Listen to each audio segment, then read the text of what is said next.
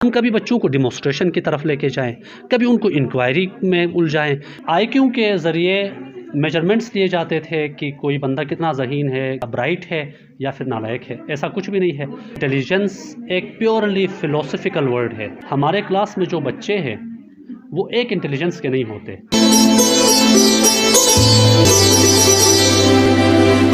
नए टॉपिक और एक नए मास्टर ट्रेनर के साथ आपकी खिदमत में हाजिर हैं। जो शख्सियत मौजूद हैं सर कामरान अब्बास हैं, मास्टर ट्रेनर हैं MI थ्योरी के हवाले से। तो ये MI थ्योरी बुनियादी तौर पे है क्या और इसको एक क्लास के अंदर कैसे अप्लाई कर सकते हैं? आपने जो MI थ्योरी के हवाले से पूछा है तो इसको थोड़ी सी मैं हिस्ट्री के साथ टच करूं तो वो ये है कि इंटेलिजेंस लैटिन वर्ड इंटेलिगेर से निकला, जिसका मतलब अंडरस्टैंडिंग है, कंप्रिहेंशन है।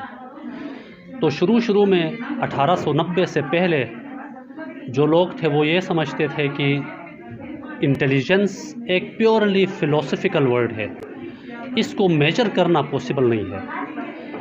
1895 में एल्बर्ट बेनी नामी एक एजुकेशनिस्ट ने ये कहा कि इंटेलिजेंस को हम किसी असेसमेंट टूल के ज़रिए मेजर कर सकते हैं। बाद में 1912 में जो विलियम स्टर्न थे उन्होंने IQ टेस्ट डेवलप किया।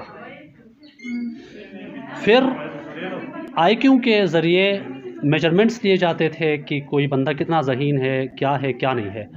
लेकिन IQ में हम बंदे का सिर्फ लॉजिकल रीजनिंग चेक करते हैं। तो 1983 में हॉवर्ड गार्डनर जो थे उन्होंने कहा कि नहीं जी, IQ तो एक बहुत ही छोटा सा नोशन है, इंटेलिजेंस तो बहुत ज़्यादा हो सकती है, एक बंदे में सिर्फ लॉजिकल तो नहीं हो सकती। फिर उसने मल्टीपल इंटेलिजेंस थ्योरी दी और उसने अपनी जो बुक थी फ्रेम्स ऑफ माइंड, उसमें उसने 7 इंटेलिजेंसेस को डिफ़ाइन किया, जो कि बाद में 8 हो गए और अब 9 और उससे भी अभी बढ़ रहे हैं। उसने जो इंटेलिजेंसेस को डिफ़ाइन किया वो ये कि हमारे क्लास में जो बच्चे हैं वो एक इंटेलिजेंस के नहीं होते, लेकिन हम उनको एक ही असेसमेंट टूल से गुजार के ये समझते हैं, हम उनका एक इंटेलिजेंस मेजर करके समझते हैं कि ये बंदा बस या ब्राइट है या फिर नालायक है। ऐसा कुछ भी नहीं है। उसके अंदर बहुत ज़्यादा इंटेलिजेंसेस है। उन इंटेलिजेंसेस को समझने की, उनको परखने की और उनको निखारने की ज़रूरत है। सर, आपने MI थ्योरी की बात की कि एक बच्चे के अंदर बहुत सारी इंटेलिजेंस हो सकती है।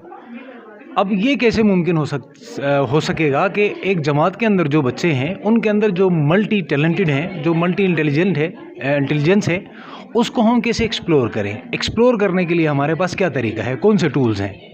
ऐसे असेसमेंट टूल्स भी है। छोटे छोटे असेसमेंट्स के ज़रिए भी हम बच्चों को देख सकते हैं कि ये किस इंटेलिजेंस का है। एक तो असेसमेंट टूल्स है, यानी एक सिंपल एक टेस्ट लेके हम पता लगा सकते हैं। दूसरी बात यह है कि बहुत सारे ऐसे वीडियोस हैं जो एक दफ़ा अगर हम क्लास में प्ले करने के बाद बच्चे से इंडिविजुअली पूछे कि आपको इस वीडियो में किस चीज़ ने आपको ज़्यादा अट्रैक्ट किया, अगर वो बच्चा वहाँ पे शाइनेस को हटा के वो अगर सच बता दे कि वो अगर पहले हम माहौल क्रिएट कर सके कि वो खौफ के मारे उसको कोई और चीज़ अच्छा लगे और वो डर के ये वाला अच्छा लगा था, ये बोले, ऐसा ना हो। तो अगर हम उसको सिक्योरिटी वाला माहौल क्लास में प्रोवाइड करें, फिर उसको वीडियोस दिखा के फिर हम जान सकते हैं कि इसकी इंटेलिजेंस कौन सी है, ये किस इंटेलिजेंस में आगे बढ़ सकता है।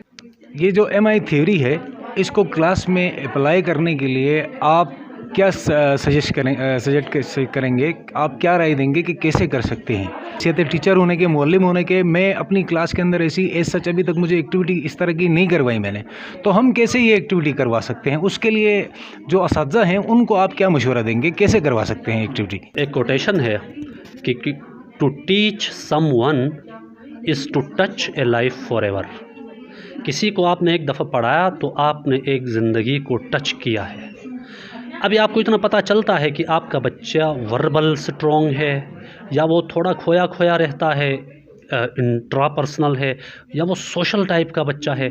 आप उसको, अगर आपने 10 दिन एक क्लास ली है तो आप बच्चों के बारे में आप अंदाज़ा लगा सकते हैं कि ये इस नेचर का है, इस नेचर का है, इस नेचर का है।